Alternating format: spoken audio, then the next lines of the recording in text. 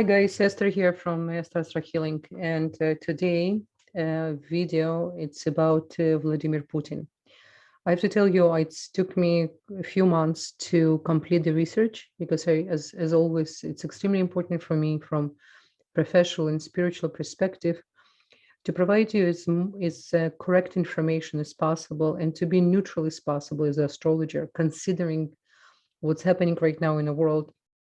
I was really trying to to put on the side my feelings what's happening in Ukraine, and just as a professional and from spiritual perspective as well, because it's not just astrology, it's to use in my Ruach HaKodesh, so to say. We all have our divine inspiration and try to really to connect to bigger picture and to apply the Kabbalistic knowledge for the bigger picture, right? Not just the limited understanding what's really happening right now. So before I'm going to explain to you about his chart, number one, I want to bring to your attention some very, very important research, which is I came across, and one of the reasons it took me a little bit of a while to complete this video. I haven't found on the internet, I didn't find on the internet any chart of Vladimir Putin, which is with correct information. It's wrong year and the place of birth, and I will explain to you why. There's a book, almost 700 pages, was done by a journalist. She's investigating journalist of war crimes and as well of world leaders. Her name Christine Kurczap-Pedrich. She's a Polish journalist, and she's an author, and she wrote quite a few books.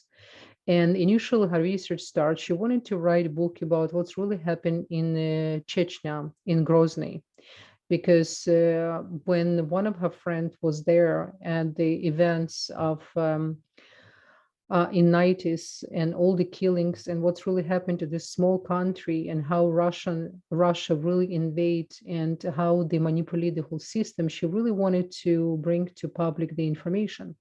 When she started the research, she wanted to understand who is really Vladimir Putin.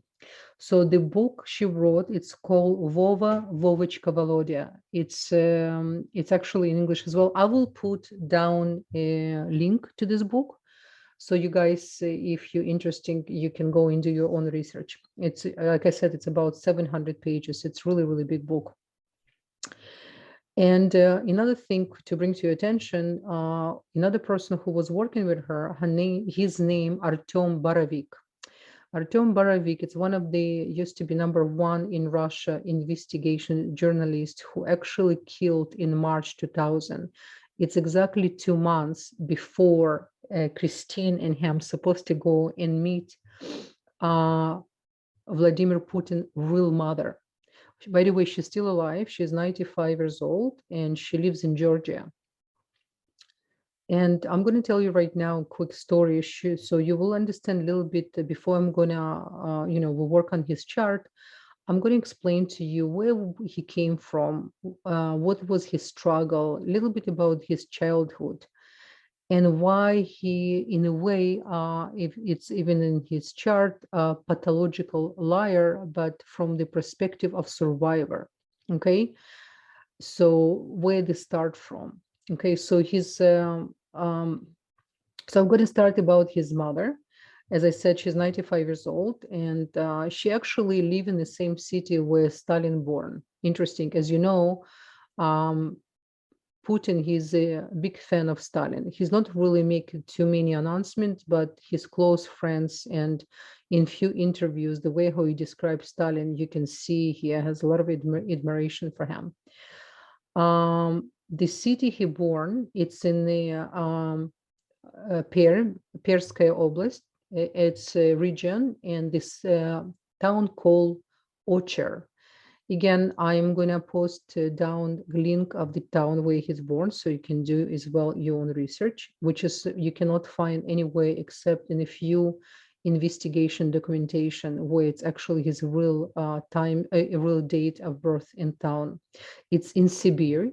And this town exists actually from it wasn't town, it was a very small village and his it's actually exists since 1759. And it's interesting enough, so he born not in 1952, he born in 1950, and same in October 7.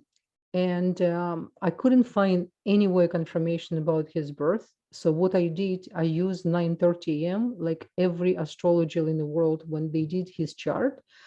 I adapt the time of birth, but I'm not going to emphasize too much on his rising because I didn't find anywhere a confirmation of his time of birth. Okay, so therefore I only use this rising just to distribute some planets, but the main planets we will know more about, because we do have exactly the date and town, which just took me really while to confirm the latitudes and everything about this town.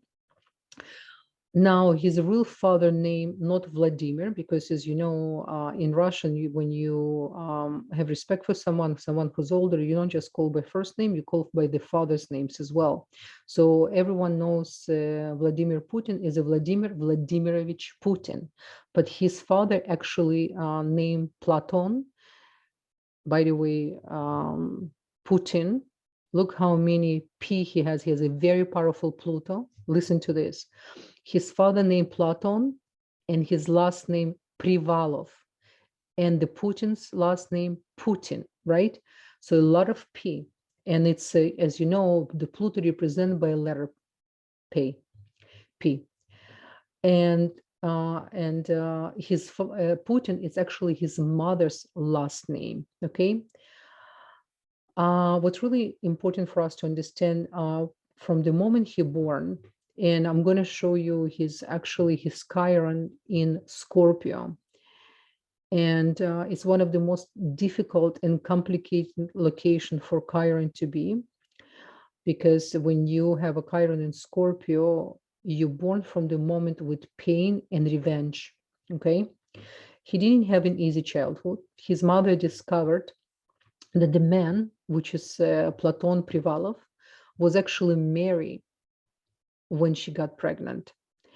And she didn't stay in this town for long. She literally ran from this town, because to be at the time with a child who came not from marriage was really difficult for the mother and for the child. So her first husband, who she actually married, so she married somebody in other location in somewhere in Siberia. And she explained, again, I'm talking about from the words from this book, and the mother gave interview to Christina, and she explained, and the first husband she married was very unkind to Putin, was abusive to him. And she realized she doesn't want to stay in this relationship because it's not something, it was really difficult for her. So she divorced him, and a few years after, she met some man, and he was a Georgian man. And he introduced himself, again, is everything I'm telling you according to the book. He introduced himself as somebody very well established, financially well established, and he told her, you know what, I have a big house in Georgia. And so he invited her, and they moved to Georgia, of course, along with Vladimir. When she moved to the small town in Georgia, when she came to this house, she said there was not even floor in this home. This is how poor this Georgian man house. And then she's realized she's kind of trapped, because to travel, she has no money. She has a little baby. And what's really important, she explained, while she was trying to adapt to this relationship, and she was really trying to work out, she's realized her second husband as well absolutely cannot stand Vladimir, her son. And you know, the village she stayed, there was almost no one spoke really Russian, by the way. So she actually needed to learn how to speak Georgian in order to communicate with her husband family, and as well with the village people. And Vladimir apparently didn't really speak much Russian until age 6, except with his mom a little bit, because his main language was Georgian. Okay. And so his stepfather was very physical with him. He actually used to beat him, literally physically. So what his mom did, she communicated by letter with her sister, who at the time was already 45 years old, and she used to live with her husband in Leningrad. Now it's St. Petersburg. And what's happened, because she lost two sons during the Second War. One died from starving because of the blockade of the starving, as you know, through the history. And the another one was really young soldier. So at the age 45, she knew she cannot have children. So they agreed to adopt Volodya. This is how they called in Russian. You don't really call Vladimir to a child. You call Volodya or Vova. And they agreed to adopt him. And so the first memory of people who ever met Vladimir Putin at the at the building they used to live in. Remember, in Russia, it's not was just building. It was like when you come inside, especially in Leningrad, in the the way how buildings was built, it most of the time to enter to building, it's not from outside street. You have to go inside in the arc, and then so every neighbor, everyone knew, and children used to play there. So the first memory, people who met him, he was a very skinny child. And at the time, he was actually 9 years old, but he looked very skinny and fragile. So he looked like 7 years old. So his new adopted mother, stepmother, they decide to change his date of birth to put 2 years younger, in order for him to go to the first grade and to learn Russian and to be more kind of to adapt to slowly to new environment. And this is when he asked to, and he decided to go to learn martial art and karate and judo. And it's actually says the people who knew him from school, he was never too socialized, as he was always kind of concealed and close as a child. And you can imagine, the trauma he had. His own mother need to give him away. His other two stepfathers was beating him. So he already have this built in the insecurity and anger for so many things. Plus, again, he born with Chiron in Scorpio. And I'm going to tell you guys after about his moon and his Pluto. It's absolutely fascinating. This is why ancient astrology, unbelievable. We're talking about not just sign and not just degree. We're talking about specific locations and special stars, which is connect to create the sign, right? So what's happened basically at the time, this is kind of, I want to start for you to understand where my information coming from and how I came up with the date of birth and town. So now I'm more confident than the information I'm going to provide you. It's much more accurate than any information you can find right now on the internet about his natal chart. When I look at his solar return of the last year, he's born October 7. I have to tell you guys, his moon, his start period, it's called black moon. Now, when someone start period of the black moon, it's a very difficult period. We, all of us, going through this period every 30 years, 30. And it's take about 3 years going through this period. And this is usually a period when people getting very sick, if they're supposed to get sick.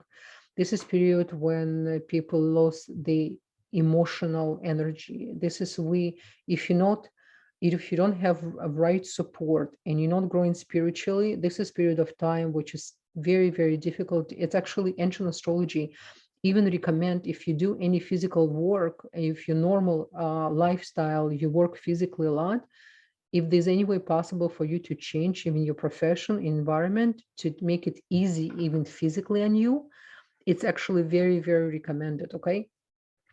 So since his solar return on October 7th, 2021, he start his period, and and his during his birthday, it was the full moon with Mars.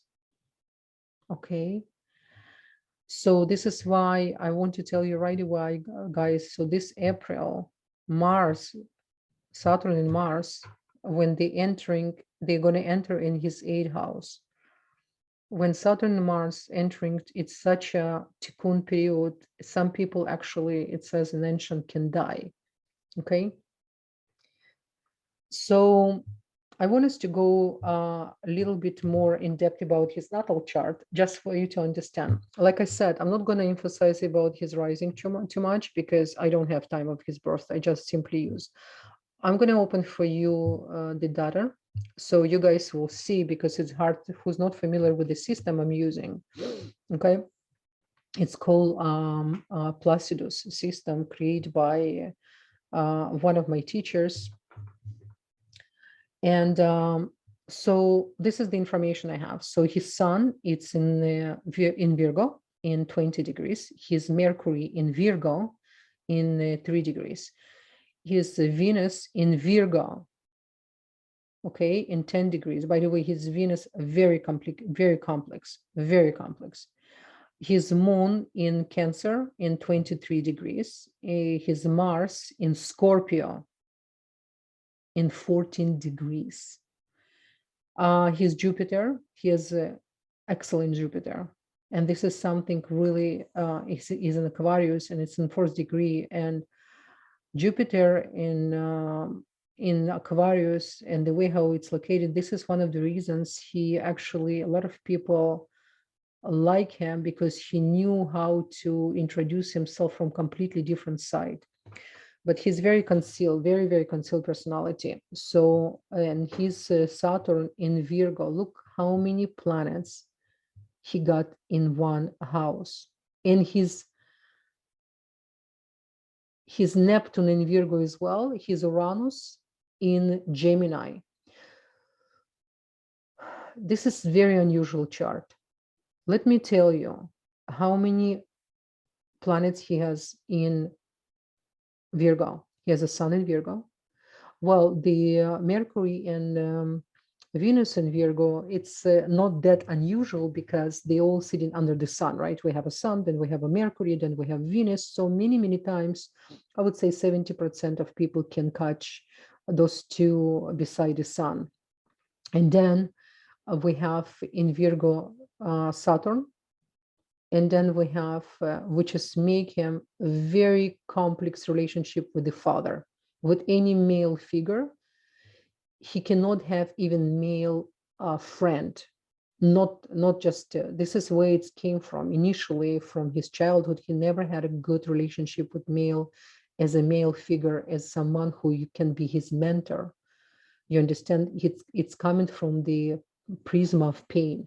And then we have, oh my God, and we have Neptune as well. Okay, now what we need to look at his chart, we need to look who's has the least degree, and it's Mercury. The Mercury actually have the most power in this location, because whatever, actually, no, I'm taking this back. We have a Saturn, 2 degrees. So the Saturn actually taken over this chart, okay? And Saturn, guys, his Saturn definitely gave him a lot of hardship and a lot of understanding. And when he became 38 years old, this is when he really started, by the way, his political career, when he came from the school of KGB. And as well, I did research about that too. A few of people who studied with him was part of his group.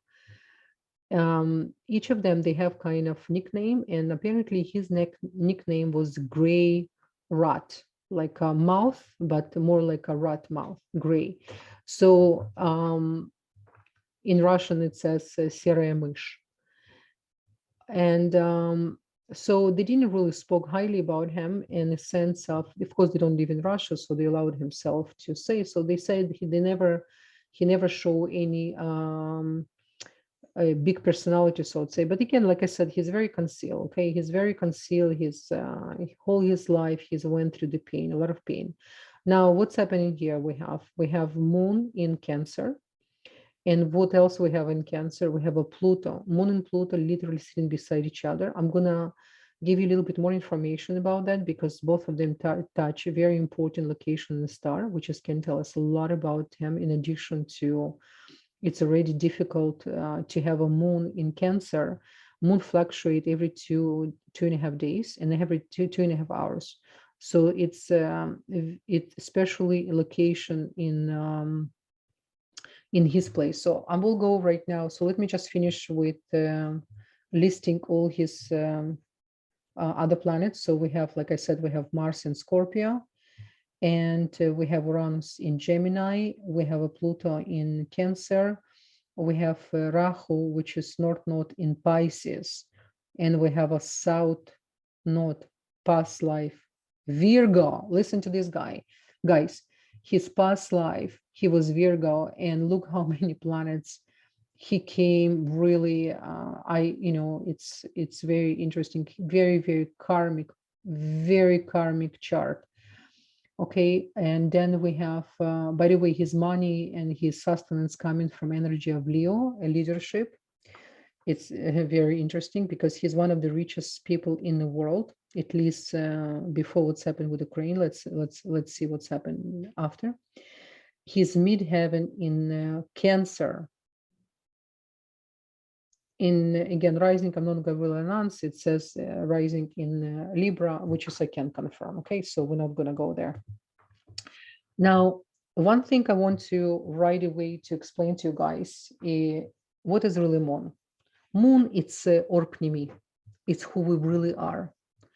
This is something that we only know, and usually, especially when Moon in Cancer, and it's in her own house, which is in opposition with the fourth house, the house which is in Capricorn, his childhood. You can imagine it's very dry, not loving childhood environment. Okay, so we can see right away straight.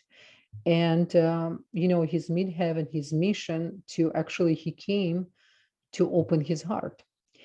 This is what is really midheaven. Midheaven is how the gods see us, how really Hashem wants us to be by on our deathbed, right? And look what's happening here. We have a Moon 23, a little bit more than 23 degrees, and we have a Pluto 26 degrees. Let me tell you what is it. Number one, the Pluto touching the mouth, the end of the mouth of Leo, and Moon touching the beginning of mouth of Leo. So even though he's in the house of Cancer, not Moon and not Pluto even touch Cancer, they actually touching Leo. And this is very conflicted energy because it's the short circuit of fire, Sun, and Moon, right? So we have the conflicted of emotions, the conflicted of leadership, and the hiding your real emotions, who you really are. Okay, now look what's happened. I'm opening right now a book, and I'm looking at the degrees. So Leo's mouth, first of all, one of the bad degrees, it's literally called in a book bad degrees. From 24 to 27, it's a bad degree. It's called Leo's mouth. Okay, and why it's a bad degree? First of all, it says it's the troublemaker.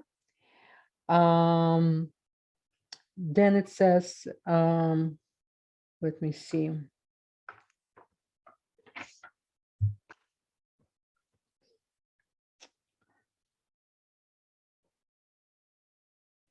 Yeah.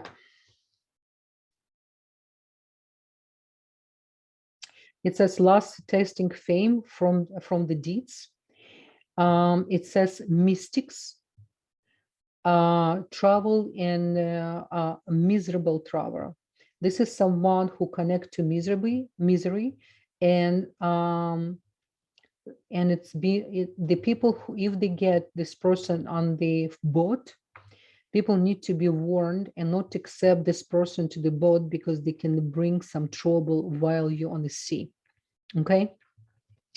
It's very interesting. So we can go much deeper because ancients at the time, the way how they explain things according to environment they use, right? And remember, captain, in order for him to invite anyone to be part of the boat, will travel from one location to another. It's take months. So you want to make sure you're going to take someone who will represent positive energy. There was used to say you cannot take single woman to boat because she can bring some she can attract the negative forces from the water. This is what they used to say anyway. So what's happened, I want us to kind of to go a little bit deeper.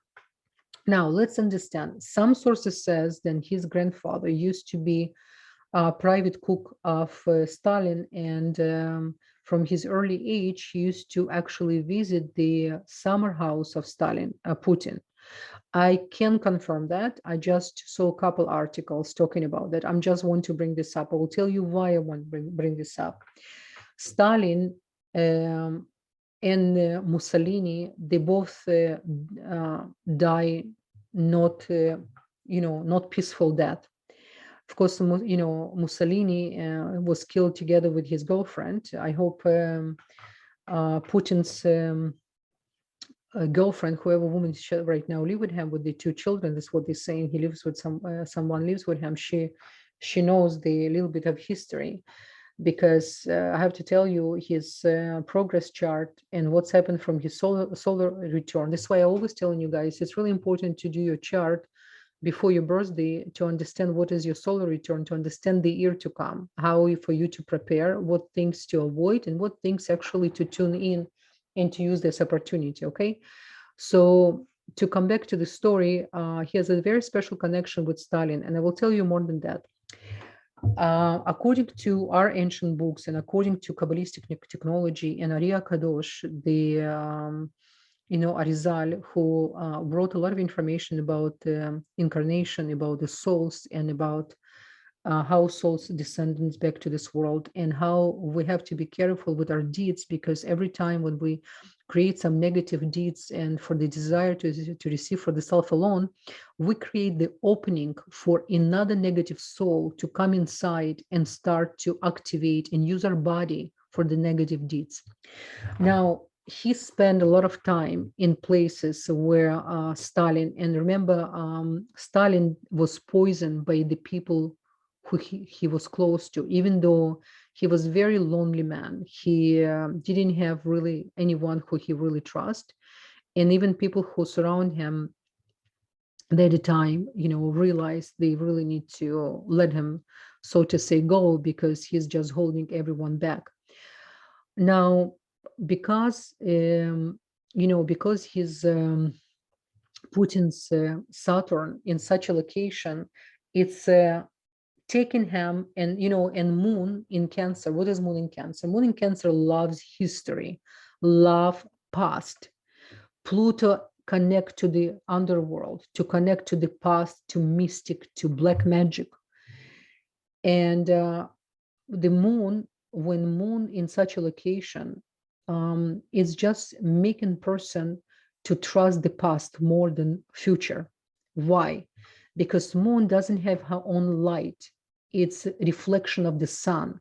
So usually people with very strong Cancer, they love history, they love antiques, they love silver, they love everything which is already happened because it's secure.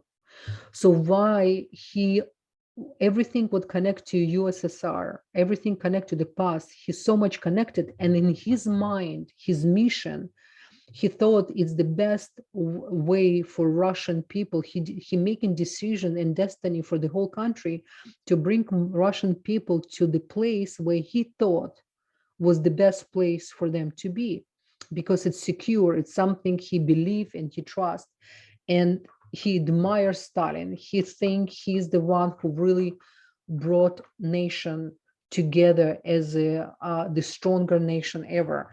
And remember, Stalin, he's supposed to actually start second war months later. So Hitler just literally a few months prior to Stalin decide to do first. So they really were kind of in communication. I hope you guys know about the whole history about Stalin and Hitler.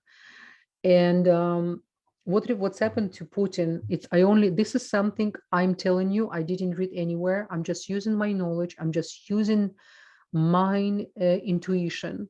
I do believe that he actually got part of the Stalin spirit inside of him.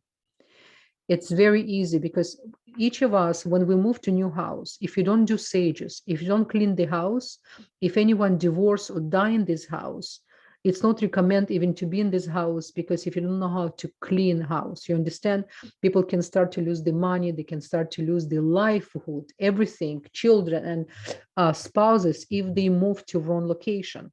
So this is how important it is. And he's been living there where a lot of deeds happen. Plus, he, in his essence, he doesn't have a strong emotions and strong foundation from his childhood.